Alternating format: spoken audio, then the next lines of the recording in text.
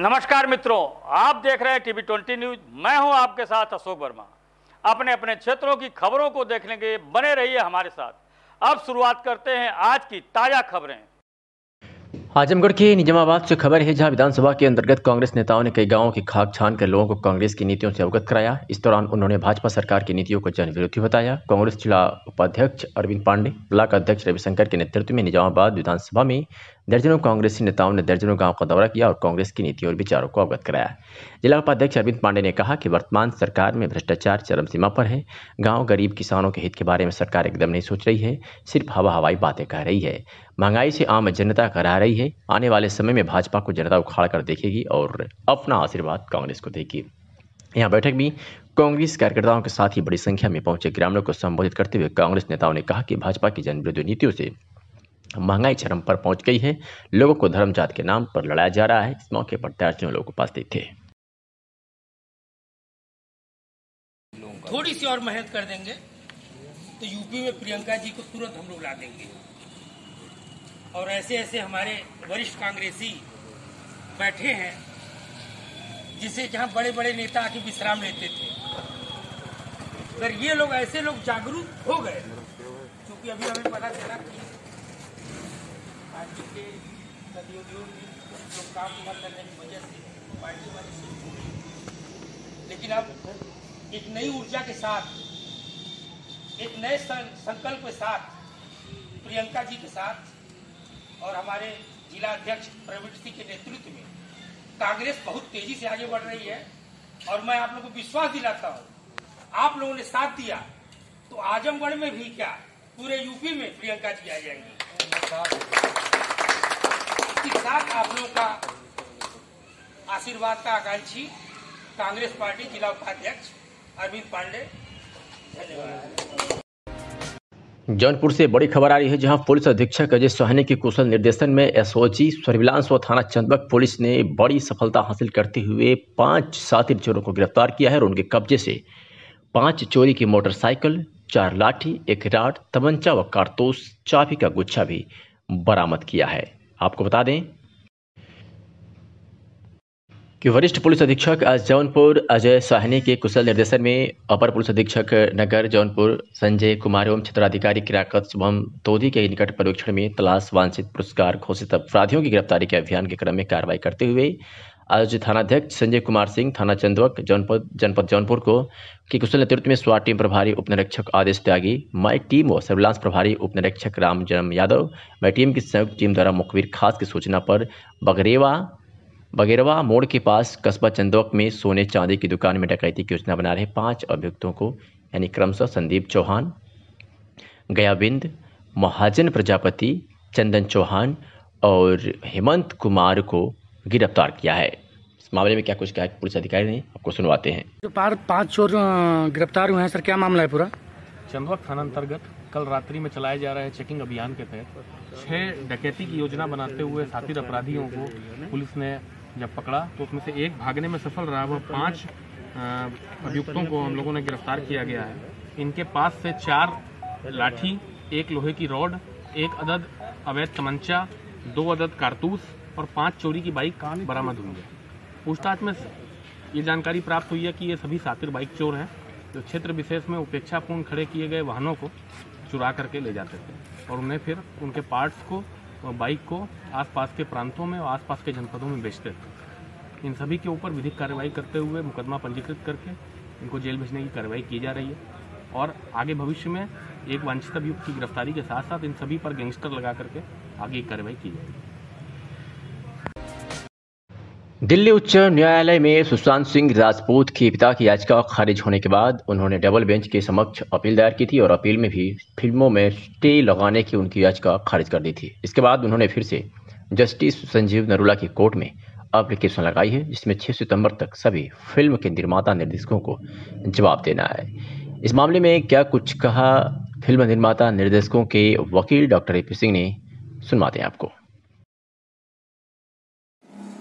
सुशांत सिंह राजपूत के पिता के वकील लगातार कोर्ट के सिस्टम का दुरुपयोग करने में लगे पड़े।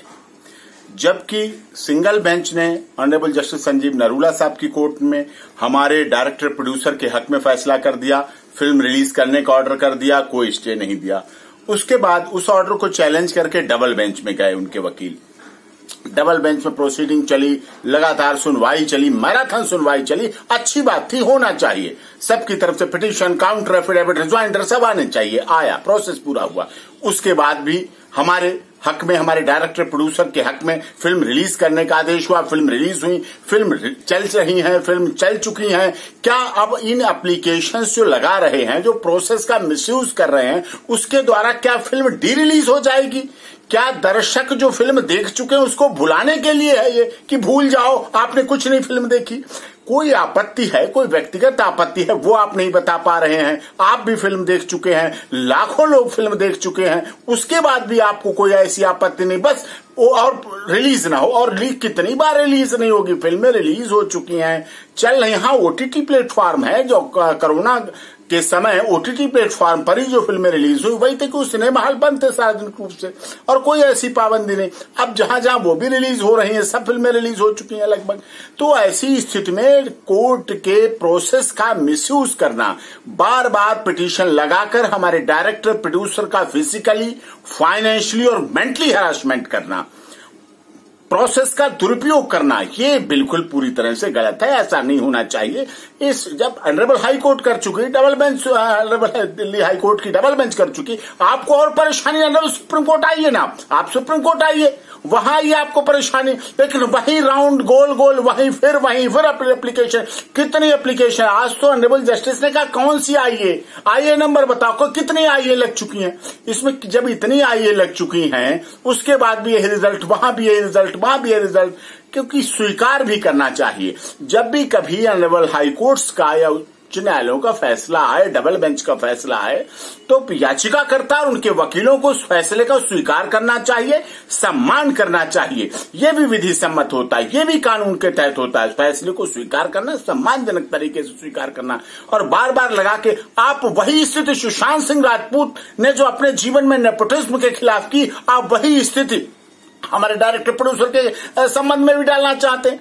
आप उनको बड़े प्लेटफॉर्म पर रिलीज ना, उन पे प्लेटफॉर्म पर रिलीज नहीं हुई, अभी बड़े यहां भी नेपोटिज्म लगाना चाहते हैं, यहां भी बड़ा और छोटे का दर्जा देना चाहते हैं, यहां भी बड़े और छोटे में बांटना चाहते हैं। बड़ा प्लेटफॉर्म, छोटा प्लेटफॉर्म, बड़ा डायरेक्टर, बड़ा प्रोड्यूसर, बड़ा हीरो, छोटा हीरो, ये क्या है? सब अपने अपने कार्य करते हैं, सब अपने अपने तरह से फिल्मों के लिए काम करते हैं। मुंबई फिल्म इंडस्ट्री देश के लिए काम करते हैं, युवाओं को सही दिशा देने के लिए काम करते हैं, अपनी फिल्म के द्वारा समाज को जगाने का काम करते हैं। और आप ऐसी दिशा में ये चीज कर दें फिर से वहां नहीं हुई, रिहा नहीं रिलीज हुई, छोटा बड़ा, ये फिर जो सुशांत के साथ जीवन में हुआ, आप वही हमारे डायरेक्टर प्रोड्यूसर के साथ भी करना चाहते हैं। दुखद है, बहुत दुखद है।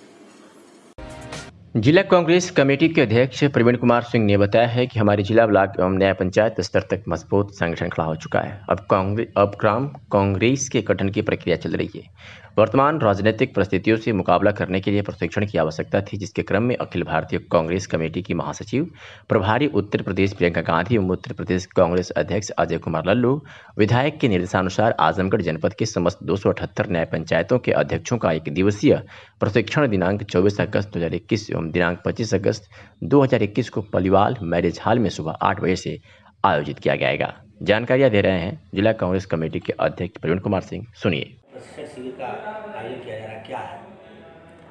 देखिए, जब से मैं अध्यक्ष बना हूं और उत्तर प्रदेश की महासचिव प्रभारी हम लोग की नेता श्रीमती प्रियंका गांधी जी ने उत्तर प्रदेश के प्रभार का कमान संभाली हैं, और हमारे प्रदेश अध्यक्ष अजय कुमार लल्लू जी ने तमाम मुद्दों को लेकर के संघर्ष करना शुरू किया है। हम संगठनात्मक रूप से कमज़ोर थे, उसकी मजबूती के लिए लगातार प्रयास किया जा रहा है। उस प्रयास के क्रम में जो अब तक हम लोगों के प्रयास हुए हैं, उसमें जैसे कि हम लोगों ने पहले जिले की कमेटी बनाई, ब्लॉक अध्यक्ष बनाए, ब्लॉक की कमेटी बनाई, अब हम न्याय पंचायत अध्यक्ष उसकी कमेटी बना चुके हैं। इसमें ग्राम कांग्रेस के अध्यक्ष बनाने की प्रक्रिया चल रही है। इसके पहले हम लोगों का प्रशिक्षण शिविर रायबरेली में हुआ था। ट्रेनर आए थे, प्रशिक्षित किए थे कि कैसे कार्यक्रम करने हैं, कैसे आंदोलन चलाने हैं और कैसे मुद्दे उठाने हैं, कैसे काम करना है एक संगठन के अध्यक्ष के रूप में। ब्लॉक अध्यक्षों की ट्रेनिंग में गोरखपुर, हमारे ज़िले से 22 ब्लॉक अध्यक्ष गोरखपुर ट्रेनिंग करके आए, और हमारे यहाँ से कुछ चुनिंदा लोग जो अभी रायपुर छत्तीसगढ़ ट्रेनिंग करके आए हैं, जिनको और जनपदों में ट्रेनिंग के लिए भेजा गया। आज उसी क्रम में 24 और 25 तारीख को 2 दिन 500 कार्यकर्ताओं की ट्रेनिंग है। हमारे यहाँ एक पालीवाल मैरिज हॉल है उसमें, और आर्यस मैरिज हॉल परानापुर, 2 जगहों पर है। लगभग 10-12 ट्रेनर आएंगे और वो प्रशिक्षित करेंगे। उसमें न्याय पंचायत अध्यक्ष है, जिला कांग्रेस कमेटी के लोग हैं, फ्रंटल संगठनों के अध्यक्ष हैं और ब्लॉक अध्यक्ष हैं। ये सारे लोग रहेंगे और पालीवाल मैरिज हॉल और आर्यस मैरिज हॉल में इनको प्रशिक्षित किया जाएगा कि आपको एक संगठन न्याय पंचायत के अध्यक्ष के रूप में, ब्लॉक कांग्रेस कमेटी, जिला कांग्रेस कमेटी के रूप में किस तरीके से काम करना है। और इस मजबूती से, ये संगठन की मजबूती से प्रशिक्षित होने के बाद जो हमारे ये कैडर है, जो हमारे कार्यकर्ता और पदाधिकारी हैं, ये भारतीय जनता पार्टी के झूठ का भी जवाब देंगे, अपने ग्राम कांग्रेस अध्यक्ष बनाने के साथ साथ उसकी कमेटी बनाएंगे। और यही जो हमारी सेना है, यही हमारे जो पदाधिकारी हैं, यही जो है 22 के चुनाव में पूरी मुस्तैदी के साथ कांग्रेस को जीत दिलाएंगे। 22 कांग्रेस का है, प्रियंका गांधी जी के नेतृत्व में, अजय कुमार लल्लू जी के नेतृत्व में हम लोग 2022 में उत्तर प्रदेश में कांग्रेस की सरकार बनाएंगे, पूर्ण बहुमत की सरकार बनाएंगे। आजमगढ़ जिले का ही प्रशिक्षण है और अदर जिले से? सिर्फ आजमगढ़ जिले का प्रशिक्षण है, 24 और 25। आजमगढ़ में भारतीय जनता पार्टी पिछड़ा मोर्चा के नवनियुक्त जिलाध्यक्ष इंद्रेश चौहान का जोरदार स्वागत सोमवार को कुंवर सिंह उद्यान में समर्थकों द्वारा किया गया। अपने स्वागत से अभिभूत पिछड़ा मोर्चा जिलाध्यक्ष इंद्रेश चौहान ने कहा कि भाजपा पिछड़ों की चीज ऐसी है, पिछड़ों के उत्थान के लिए जिस तरह से मोदी व योगी सरकार ने कार्य किया है वह सराहनीय है। उन्होंने कहा कि शीर्ष नेतृत्व द्वारा मुझे जो जिम्मेदारी दी गई है उस पर खरा उतरने का प्रयास करूंगा और आगामी 2022 के चुनाव में जनपद की सभी सीटों पर कमल खिलाकर पार्टी को मजबूत बनाने का काम करूंगा। उन्होंने कहा कि योगी सरकार की उपलब्धियों को लेकर जनता के बीच आएं और पिछड़ा समाज को एकजुट कर सबका साथ, सबका विकास, सबका विश्वास और सबका प्रयास की अलग जगाएं। राजेश विश्वकर्मा ने कहा कि इंद्रेश चौहान को पिछड़ों की कमान मिलने से पिछड़ा समाज में हर्ष व्याप्त है। इसके लिए शीर्ष नेतृत्व के हम सभी आभारी रहेंगे। परिचय दीजिए। इंद्रेश चौहान, ग्राम कुरवा, सठिया मंडल है हमारा। पिछड़ा वर्ग मोर्चा से पार्टी ने हमको जिला अध्यक्ष बनाया है। तो आज ये किस उपलक्ष्य में स्वागत सम्मान समारोह रखा गया है? ये तो स्वागत समारोह इसीलिए रखा गया है ये कि यहाँ पे हमारे भाई बहन जितने थे पिछड़ा वर्ग के लोग थे, इसमें शर्मा समाज से हैं, चौधरी समाज से और चौहान समाज, यादव समाज, सारे समाज में खुशी है कि जोगी जी ने, माननीय जोगी जी ने हमको ये पद दिया है पिछड़ों को जोड़ने के लिए। तो आगे आपकी क्या रणनीति रहेगी, क्या काम करेंगे पिछड़ों के लिए? ज़्यादा से ज़्यादा हम पिछड़ों को जोड़ेंगे और पिछड़ों की लड़ाई लड़ेंगे, उनके हित की और उनके दुख दर्द की बात हम ऊपर उठाएंगे। और ज़्यादा से ज़्यादा हम पार्टी में इनको जोड़ेंगे और पार्टी से विशेष करके इनको योगदान दिलाएंगे। काफ़ी दिनों से पिछड़ों की मांग हो रही है कि हमें अनुसूचित जात में शामिल किया जाए। 17 पिछड़ी वर्ग जो जातियाँ, उनके लिए आपका कोई क्या कहना चाहेंगे? उनकी जो लड़ाई लड़ रहे हैं उनके हक की जो है उसकी आवाज़ उठाई जाएगी। जैसे गौड़ समाज है, अनुसूचित जनजाति के लिए वो मांग कर रहे हैं, उसमें उनकी मांग काफ़ी हद तक पूरी भी हो गई है। तो जो जिनकी लड़ाई है उचित है, उसकी लड़ाई हम। साथियों, मेरा नाम राजेश विश्वकर्मा है। मैं इस समय लोक जनशक्ति पार्टी छोड़ के भाजपा का सदस्यता ग्रहण कर लिया हूँ। भाजपा के लिए काम भी कर रहा हूँ। आज यहाँ एक चौहान सभा के कार्यक्रम, शोक सभा का कार्यक्रम था, उसमें हम लोग सभी लोग उपस्थित हुए और शोक सभा भी मनाए। ऐसे ही साथ अति पिछड़ा वर्ग के जिला अध्यक्ष नवनियुक्त होने पर इंद्रेश चौहान जी को हम अपने विश्वकर्मा समाज की तरफ से भी बधाई देते हैं और पिछड़ी जाति के सभी के तरफ से बधाई देते हैं बहुत बहुत। योगी जी को भी और मोदी जी को भी कि अभी केंद्र में मेडिकल लाइन में भी जो हम लोगों को ओबीसी को आरक्षण नहीं मिलता था, उसके लिए भी मोदी जी ने किया। और उत्तर प्रदेश में भी लग रहा कि जल्द से जल्द हम लोगों का आरक्षण की जो मांग है वो पूरी हो जाएगी। ऐसे के साथ मैं अपनी बात समाप्त करता। 2021 में सरकार ने हर गरीब को घर देने का वादा किया है। जिलेवार लक्ष्य भी निर्धारित किया गया है, तो वही प्रशासन द्वारा 50% निर्माण पूरा करने का दावा भी किया जा रहा है, लेकिन हकीकत कुछ और ही बयां कर रही है। आजमगढ़ के अतरौलिया थाना क्षेत्र की गोरहरपुर गांव निवासी मिश्रीलाल मौर्य पुत्र स्वर्गीय रामहित मौर्य का कई वर्ष पुराना कच्चा मकान बारिश की वजह से गिर गया है। मिश्रीलाल मौर्य के पास रहने के लिए अन्य कोई मकान नहीं है। पूर्व ग्राम प्रधान द्वारा अभी तक 80 वर्षीय बुजुर्ग को आवास नहीं दिया गया है, जबकि हकीकत में लोगों की माने और मिश्री लाल मौर्य की माने तो ये आवास पाने के पात्र भी हैं। ऐसे में सरकारी योजनाओं को जिम्मेदार अधिकारी पलीदा लगा रहे हैं, जबकि सरकार द्वारा 2021 तक सभी आवास देने हैं। इन लोगों को आवास देने का लक्ष्य निर्धारित किया गया है। ऐसे में मिश्री लाल मौर्य एक बहुत ही गरीब किसान है, जिनके पास रहने के लिए सिर्फ कच्चा मकान ही था, जो बारिश की भेंट चढ़ चुका है। लेकिन कोई भी जिम्मेदार इस हकीकत को देखने तक नहीं पहुंचा। इन दिनों लगातार हो रही बारिश की वजह से 80 वर्षीय बुजुर्ग के सामने कठिनाइयों का पहाड़ टूट पड़ा है। रहने और खाना बनाने के लिए काफी दिक्कतें आ रही है। आइए सुनाते हैं कि मिश्री लाल मौर्य ने क्या कुछ कहा। मिश्री राम है। तुम्हार आवास कैसे गिर गया घर? बारिश में गिर गया। हाँ। तो इस समय बारिश होते कहाँ रहा था? यही रही ला और कहा कॉलोनी ना मिलल अभी?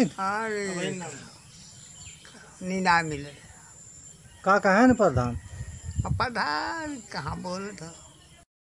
आजमगढ़ से खबर आ रही है, जहां एक युवक और युवती की मंदिर परिसर में शादी कर दी गई है। बता दें कि दूल्हे का नाम राम सागर है और दुल्हन का नाम निशा है, जो राम जानकी मंदिर सायमीर पर आज इनकी शादी समारोह कार्यक्रम संपन्न हुआ। इसमें दूल्हा राम सागर के पिता का नाम श्यामलाल, ग्राम काली मोकावारपुर, जिला शाहजहांपुर का, वही दुल्हन निशा पिता लाल बहादुर, ग्राम रसूलपुर मुबारकपुर, जिला आजमगढ़ का पूरे रीति रिवाज के साथ शादी समारोह संपन्न हुआ।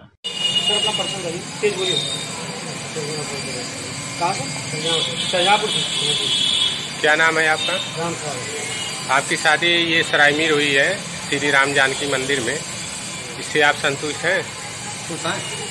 बोलिए बोलिए। हाँ बोलिए। आप अपना नाम एक बार पुनः बताएं। क्या नाम है आपका? राम सागर। राम सागर।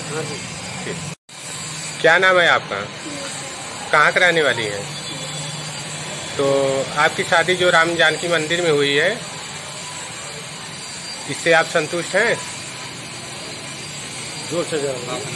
पिता का नाम आपके? पुलिस अधीक्षक सोनभद्र के निर्देशन में व अपर पुलिस अधीक्षक मुख्यालय एवं क्षेत्राधिकारी नगर के मार्गदर्शन में बढ़ौली चौराहे पर अपराधियों संदिग्ध व्यक्तियों की चेकिंग के दौरान प्रभारी चौकी कस्बा सुकृत, प्रभारी सर्विलांस सेल एवं प्रभारी स्वाट टीम को मुखबिर खास द्वारा सूचना मिली कि 18 अगस्त को पंजाब नेशनल बैंक रोडवेज तिराहे के पास घटित घटना लूट में अम्बेडकर नगर में हुए नकबजनी से संबंधित अभियुक्तगण दंडईत बाबा मंदिर परिसर में मौजूद हैं। यदि शीघ्रता दिखाई जाए तो पकड़े जा सकते हैं। उक्त सूचना पर पुलिस टीम द्वारा मुखबिर के बताए गए स्थान पर जाकर देखा गया तो मंदिर के अंदर 2 पुरुष एवं 1 महिला बैठे दिखाई दिए, जो पुलिस टीम को देखकर घबरा गए। मंदिर के बाहर से ही लूट में प्रयुक्त मोटरसाइकिल भी बरामद कर लिया गया। मौके से तीनों को गिरफ्तार कर लिया गया है, जिसमें रोहन तिवारी, राहुल कुमार और रीना देवी पत्नी कार तिवारी निवासी चिपीटौला चौहट्टा थाना नगर हाजीपुर जनपद वैशाली बिहार बताया गया है। ये रिलेटेड ही हैं एक दूसरे से। जो महिला पकड़ी गई है उसमें उसका एक लड़का है और एक उसका लड़के का फुफेरा भाई है, जो उसका साला भी है। और इसके अलावा जो बाइक है वो राजा तिवारी नाम के व्यक्ति की है, जो बिंदुपुर हाजीपुर का रहने वाला है। ये इनका दामाद है। तो इस प्रकार से ये पूरा फैमिली है, इस तरह के अपराध में लिप्त है और वहाँ से भी जानकारी प्राप्त की गई है। तो इन लोगों की बहुत ही खराब ख्याति है वहाँ पे और इनके विरुद्ध कई मुकदमे वहाँ पर बने गए। पिछली कोई वारदात का इन्होंने आप बताया है कि कहने को तो उत्तर प्रदेश सरकार गड्ढा मुक्त अभियान चलाकर सड़कों की मरम्मत किए जाने का दावा करती है, परंतु लगता है कि विभाग के अधिकारियों को महाराजगंज बिलरियागंज मार्ग या तो दिखाई नहीं दे रहा या जिम्मेदार अधिकारी मुख्यमंत्री के द्वारा जारी निर्देशों को ठेंगा दिखा रहे हैं पर उतारू हैं। बता दें कि जिले के महाराजगंज क्षेत्र आजमगढ़ और अम्बेडकर नगर जिले की सीमा पर स्थित एक बहुत पुराना बाजार है, जहां से बिलरियागंज जैनपुर होते हुए गोरखपुर, मऊ, गाजीपुर जैसे जिले को जाने का अहम मार्ग है, परंतु इस मार्ग की दशा अधिकारियों को शायद दिखाई नहीं देती या फिर यह मार्ग उनके कार्य क्षेत्र में आता ही नहीं। महाराजगंज कस्बे में इस सड़क की हालत इतनी खराब है कि आए दिन यहाँ सड़क टूटी होने के कारण लोगों को जाम की समस्या का सामना करना पड़ता है। तो वही बारिश होने पर पता ही नहीं चलता कि सड़क पे पानी है या फिर पानी में सड़क, जिसके भ्रम में यहाँ से गुजरने वाले लोग अपने वाहन से दुर्घटना का शिकार हो जाते हैं। यदि देखा जाए तो महाराजगंज गोपालपुर विधानसभा का एक मुख्य बाजार होने के साथ साथ विधान परिषद सदस्य का यह होम टाउन भी है। सड़क पर बने गड्ढे भरवाने के लिए लोगों ने लगातार मांग की, लेकिन मांग को अनसुना करते कोई कार्रवाई नहीं हुई। अधिकारियों और जनप्रतिनिधियों की उदासीनता का परिणाम यह हो रहा है कि आए दिन लोग दुर्घटना का शिकार हो रहे हैं। कार्रवाई न होने पर स्थानीय समाजसेवियों ने सरकार, अधिकारियों व जनप्रतिनिधियों को आईना दिखाते हुए खुद सड़क को गड्ढा मुक्त करवाने के प्रयास में लगे हुए हैं। आज सुबह से पूर्व प्रधान मनीष सिंह अपने सहयोगियों व मजदूरों की टीम लगाकर गड्ढे को भरवाने का कार्य करते दिखाई दिए। महाराजगंज बिलरियागंज मार्ग का निर्माण लगभग 8 वर्ष पूर्व में कराया गया था। यह सड़क करीब 4 माह से जर्जर हो चुकी थी, लेकिन इस पर किसी का ध्यान नहीं गया। हद तो तब हो गई जब रक्षाबंधन के दिन गड्ढे में गिरकर भाई बहन चुटिल हो गए। इस पर स्थानीय समाजसेवी मनीष सिंह ने क्या कुछ कहा है, आपको सुनवाते हैं। प्रधान जी, ये जो गड्ढा हो गया है, ये गड्ढा काफ़ी दिन से पड़ा हुआ था, लेकिन अचानक आपके मन में क्या आया ऐसा कि जो आज सुबह सुबह आप देख रहा हूँ कि अपनी मित्र मंडली के साथ यहाँ पे इकट्ठा होकर इस गड्ढा को मुक्त कर रहे हैं। सबसे पहले तो मैं आपका धन्यवाद करना चाहता हूँ कि जो आपने इस सराहनीय कार्य को ला के उजागर किया है। मैं इस रास्ते से गुजर रहा था, मुझे लगा कि मानवता के लिए एक कार्य किया जा रहा है, जिसमें हमारे राहुल भाई, सच्चिदानंद सिंह और शेरा भाई और ब्रिजभूषण सिंह आज लोगों ने मेरा सहयोग किया और मैं ये मानवता के लिए कर रहा हूँ। मेरा कहना यही है, आप लोगों से हाथ जोड़ के निवेदन है कि इस तरह के जो भी जहाँ भी दिखें, आप लोग मानवता की वजह से इसमें जो भी ईंट पत्थर मिट्टी डाल के ऐसे गड्ढों को पाट के रखिए ताकि कोई घटना न घट पाए। इसी के साथ मैं धन्यवाद करता हूँ। आजमगढ़ की अतरौलिया से खबर है, जहां सोमवार को 2 घंटे से लगातार हो रही बारिश की वजह से नगर पंचायत के कई मोहल्लों के घरों में पानी घुस गया। बारिश का गंदा पानी घुस गया। वार्ड नंबर 4 लोहिया नगर तथा बुधनिया रोड पर बारिश का गंदा पानी जमा होने से जहां आवागमन बाधित हो रहा है, तो वहीं लोगों के घरों में बरसात का पानी घुस गया है। नालियों का गंदा कचरा सड़कों पर जमा हुआ है, जिसकी वजह से स्थानीय लोगों में काफ़ी आक्रोश व्याप्त है। स्थानीय लोगों का कहना है कि नगर पंचायत द्वारा इन दिनों मुख्य नालों की साफ सफाई सही ढंग से नहीं होने पर आए दिन हो रही बारिश का गंदा पानी लोगों के घरों में पहुंच रहा है तथा कई दुकानों में भी बारिश का पानी घुस गया, जिससे भारी नुकसान हुआ है। सड़कों पर कीचड़ होने की वजह से लोगों को आने जाने में भी परेशानियों का सामना करना पड़ रहा है। सड़कों पर जल जमाव हो गया है और कई घरों में नुकसान पहुंचा है। नगर क्षेत्र के लोहिया नगर वार्ड में सबसे अधिक जल जमाव होने से आवागमन बाधित हुआ है। काफ़ी दिनों से नगर पंचायत द्वारा जल निकासी को लेकर कोई इंतजाम नहीं किया गया, जिसका नतीजा रहा कि सोमवार को लगातार हो रही बारिश से लोगों के घरों में भी पानी पहुंच गया। जबकि स्थानीय लोगों द्वारा जिलाधिकारी, उप जिलाधिकारी बुढ़नपुर, अधिशासी अधिकारी को भी कई बार इस संदर्भ में पत्र भी सौंपा गया है, लेकिन नतीजा शून्य रहा। आगे सुनाते हैं कि दिनेश मौधेसिया सदस्य ने क्या कुछ कहा। नाम भैया और नगर पंचायत नोलिया में क्या समस्या है उसके बारे में बताइए। मैं दिनेश कुमार मदेसिया, जिला कार्य समिति सदस्य, नगर पंचायत मनोनीत सभासद दिनेश मदेसिया। नगर पंचायत की समस्या बहुत विकराल है। हर प्रत्येक मीटिंग में, जब भी मीटिंग में मुद्दा उठता है बुधनिया रोड का, उसमें जलमग्न हो जाता है पूरा एकदम। उसमें ऐसा होता है कि जैसे 10 मिनट अगर बरसात हो जाए तो पानी से जल अवस्था हो जाता है। उसमें ऐसा हो कि धान रोपने के भी काम कर रहे हैं तो वो अनुपयुक्त नहीं होगा।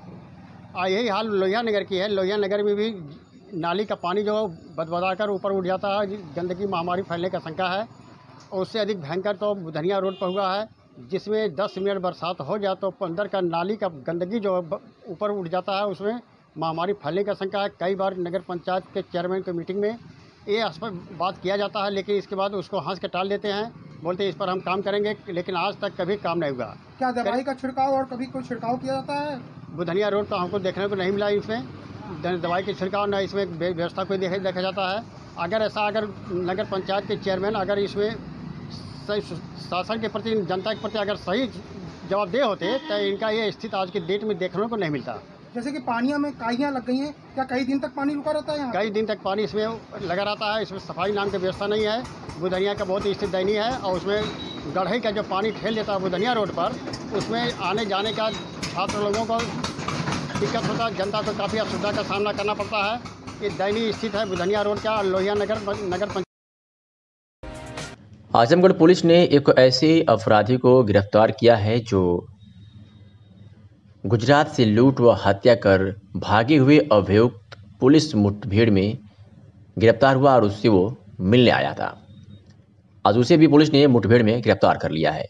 बता दें कि वरिष्ठ पुलिस अधीक्षक आजमगढ़ सुधीर कुमार सिंह द्वारा चलाए जा रहे जनपद में अभियुक्तों की गिरफ्तारी हेतु अभियान व अवैध शराब माफियाओं की गिरफ्तारी व सघन चेकिंग वांछित वारंटी गिरफ्तारी के अभियान के क्रम में अपर पुलिस अधीक्षक नगर पंकज पांडे व क्षेत्राधिकारी नगर के कुशल निर्देशन में प्रभारी निरीक्षक धर्मेंद्र कुमार पांडे के निर्देशन में उप निरीक्षक हरिश्चंद्र प्रसाद हमराई के द्वारा थाना स्थानीय से प्रस्थान कर परिवहन विभाग वर्कशॉप समेदा में अवैध वाहन संदिग्ध व्यक्तियों की चेकिंग किया जा रहा था कि मुखबिर के जरिए सूचना मिली कि गुजरात का अपराधी आया हुआ है जो गुजरात में हत्या और लूट करके फरार है, जो जेल में बंद है। वो अपने साथी से मिलने आया है जो इस समय श्री शाह का पोखरा समेदा के सामने सड़क पर किसी वाहन का इंतजार कर रहा है।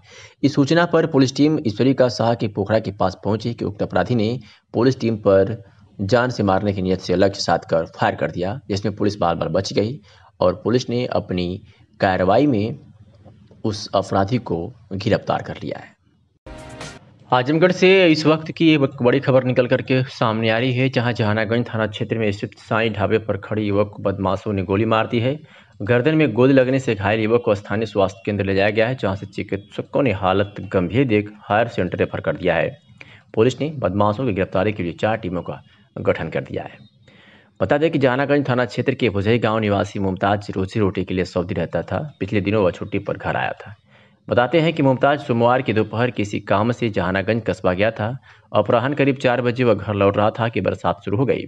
बारिश से बचने के लिए वह आजमगढ़ गाजीपुर राष्ट्रीय राजमार्ग पर स्थित साईं ढाबे पर रुक गया। उसी दौरान बाइक सवार 2 युवक मौके पर पहुंचे और उससे कुछ पूछा। मुमताज उनका जवाब ही नहीं दे पाया था कि तभी एक ने मुमताज को गोली मार दी। गोली मुमताज के गर्दन में लगी और वह गिर गया। इसके बाद बदमाश तमंचा लहराते हुए फरार हो गए। गोली चलने से ढाबे पर अफरा तफरी मच गई। स्थानीय लोगों की सूचना पर पुलिस मौके पर पहुंच गई है। पुलिस ने घायल को सामुदायिक स्वास्थ्य केंद्र जहानागंज भेजने के साथ ही चारों तरफ चेकिंग शुरू कर दी, लेकिन बदमाश हाथ नहीं लगे। पुलिस ने उसे जिला चिकित्सालय में भर्ती कराया, जहां उसे हायर सेंटर के लिए रेफर कर दिया गया है। क्या नाम है आपका? मुमताज अहमद से गोली कैसे लगी? अब सर मैं आ रहा था घर से, रास्ते में रुकवा के मुझे बोला शीशा डाउन करिए। मैं शीशा डाउन किया। मैं रोका था अपने दोस्त के लिए गाड़ी, वहाँ पे आया, वो बोला शीशा डाउन करिए। शीशा डाउन किया सर, तुरंत गोली मार दिया सटा के। पहचानते हैं आप? ना सर, मैं नहीं पहचानता हूँ। किसी से दुश्मनी सुनी भी? सर ऐसी कोई दुश्मनी हमारे गांव में नहीं किसी से है सर। दाहिने लगी? यहीं पे लगी है सर। दाहिने लगी? इधर यहीं पे लगी। ठीक, अच्छा ठीक। आजमगढ़ में नाई समाज एवं पिछड़े वर्गों का हित समाजवादी पार्टी की सरकार में ही सुरक्षित है। उक्त विचार समाजवादी पार्टी के प्रदेश सचिव संजय सविता ने सपा कार्यालय पर आयोजित समाजवादी नाई सविता सम्मेलन को संबोधित करते हुए व्यक्त किया। श्री सविता ने कहा कि नाई सविता समाज और पिछड़ी जातियों को सम्मान और स्वाभिमान के साथ राजनैतिक भागीदारी सपा संरक्षक मुलायम सिंह यादव एवं राष्ट्रीय अध्यक्ष पूर्व मुख्यमंत्री अखिलेश यादव की सरकार में ही मिला। श्री सविता ने नाई समाज का आह्वान किया कि लामबंद होकर 2022 में प्रदेश की भाजपा सरकार को उखाड़ फेंके और अखिलेश यादव के नेतृत्व में सरकार बनवाएं, तभी जननायक कर्पूरी ठाकुर का सपना साकार होगा। कार्यक्रम की अध्यक्षता रामनाथ शर्मा एवं संचालन कमलेश आर्य ने किया। सर्वप्रथम जननायक कर्पूरी ठाकुर के चित्र पर मुख्य अतिथि द्वारा पुष्पांजलि अर्पित की गई। सम्मेलन को संबोधित करते हुए नवल किशोर शर्मा ने कहा कि भाजपा और योगी सरकार पर्दे के पीछे पिछड़ी जातियों को मिलने वाले आरक्षण को समाप्त कर रही है। उन्होंने कहा कि भाजपा नाई, वरई, लोहार, चौहान, तेली, राजभर जैसे सैकड़ों पिछड़े समाज के लोगों को जातीय पेशों में धकेलने का कुचक्र रच रही है, जिससे सावधान होना है। पूर्व मंत्री रामाश्रय विश्वकर्मा ने कहा कि पिछले वर्गों के हितों पर योगी और मोदी सरकार कुठारघात कर रही है। चावल और गेहूं बांटकर महंगाई को चरम पर पहुंचाने का काम भाजपा ने किया है। कमाने खाने वाला मध्यम वर्गीय समाज आज महंगाई की मार से परेशान है। उन्होंने आह्वान किया कि अखिलेश यादव के नेतृत्व में पिछड़े समाज को लामबंद होकर सरकार बनवाना होगा। जनपद से कोने कोने से समाजवादी साथी, नाई सविता समाज, सलमानी समाज के लोग आए हैं। हम लोग उनसे विचार विमर्श कर रहे हैं, आगे की रणनीति बना रहे हैं। किस तरह की रणनीति? क्या जिस तरीके से ये जुल्मी सरकार आताताई सरकार चल रही है, हमारे शोषित, वंचित, पिछड़े, गरीब तबके के लोगों का शोषण कर रही है, उसी को हम लोग तख्ता पलट का काम करेंगे, उनको कुर्सी से हटाने का काम करेंगे। इन्हीं रणनीति के तहत हम लोग बात करेंगे। किस तरह का शोषण किया जा रहा है आपको समाज को? आज जब हमारे नेता माननीय अखिलेश यादव जी की जन कल्याणकारी सरकार चल रही थी, उस समय ये कहते थे कि ये 2 जातियों की सरकार चल रही है। आज मैं आपके माध्यम से पूछना चाहता हूं, मैं नाई का बेटा हूं, आज मुझे जवाब दें, हमारे समाज को जवाब दें कि इस बीजेपी के सरकार में नाई का बेटा कौन है, प्रजापति का बेटा कौन है, विश्वकर्मा का बेटा कौन है, चौरसिया का बेटा इनके कैबिनेट में कौन है, ये बताने का काम करें। किस तरह का शोषण किया गया आपको? अरे सबसे बड़ा उत्पीड़न है ये। हमारे लोगों का वोट लिया गया और हमारे लोगों का आरक्षण खत्म किया जा रहा है, हमारे लोगों को दबाया जा रहा है, हमारे लोगों को आए दिन प्रताड़ित किया जा रहा है, अपराध बढ़ गया है इस सरकार में। और कैसे चाहिए? लोग चाहते हैं अपने नेता माननीय अखिलेश यादव जी को मुख्यमंत्री बनाना। हमें विश्वास है, हमें उम्मीद है अपने नेता माननीय अखिलेश यादव जी से, जो जन कल्याणकारी सरकार आप सारे लोग जानते हैं। आज विपक्ष के लोग हमारे नेता का गुणगान कर रहे हैं।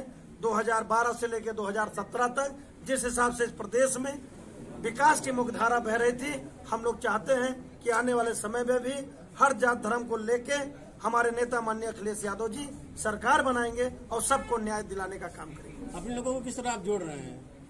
लोगों को किस तरह आप जोड़ रहे हैं? हमारे सभी साथी माननीय अखिलेश यादव जी के साथ कंधे से कंधा मिलाकर चलने के लिए तैयार हैं।